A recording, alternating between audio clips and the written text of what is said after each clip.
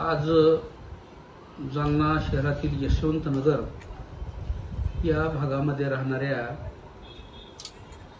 अत्यंत छोट्या मुलीवर भटक्या कुत्र्यांनी हल्ला केला आणि दुर्दैवानं या हल्ल्यामध्ये त्या छोट्या बालकाचा मृत्यू झालेला आहे।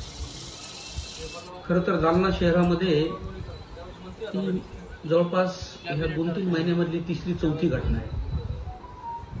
यापूर्वी भवानीनगरमध्ये एका अशा छोट्या बालकावर भटक्या कुत्र्याने हल्ला केला होता। त्यानंतर गांधीनगरमध्ये सुद्धा एका बालकावर हल्ला केला।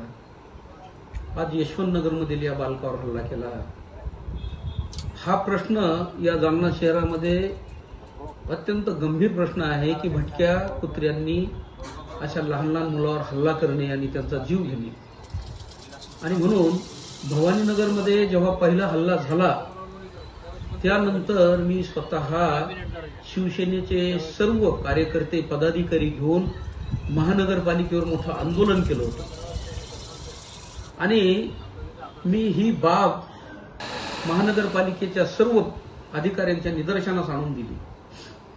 दुर्दैवाने महानगरपालिकेने यावर कुठलीच कारवाई केली नाही। त्यानंतर आखे तो खोलो स्वामी नावाचं मी आंदोलन केलं। त्या आंदोलनामध्ये सुद्धा या भटक्या कुत्र्यांचा मुद्दा घेऊन मी आयुक्तांना घेराव घालून ही क्लिप त्यांना दाखवून या प्रश्नाचं गांभीर्य त्यांच्या लक्षात आणून दिलं। तरी सुद्धा महानगरपालिकेचे डोळे उघडले नाही।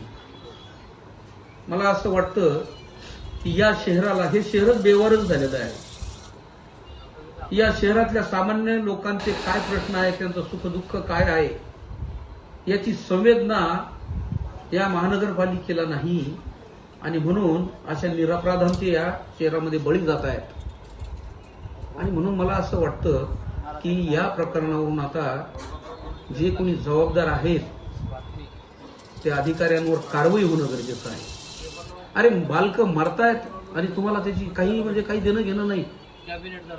आज लहान लहान मुलं सकाळी ट्युशनला मुली जातात किंवा रात्री कामावरनं लोक घरी येतात, दहशत 30-40 कुत्रे हे वेगवेगळ्या चौकांमध्ये बसून असतात। या कुत्र्यांना हे एवढे हिंस्र झालेले कुत्रे आहेत आणि यावरचं जे काही कायदेशीर उपाय आहे की या कुत्र्यांचं निर्विजिकीकरण करणं, 2 वेळा महानगरपालिकेनं टेंडर काढून अगदी थातूर काहीतरी 2-4 कुत्र्यांचं निर्विजीकरण केलं।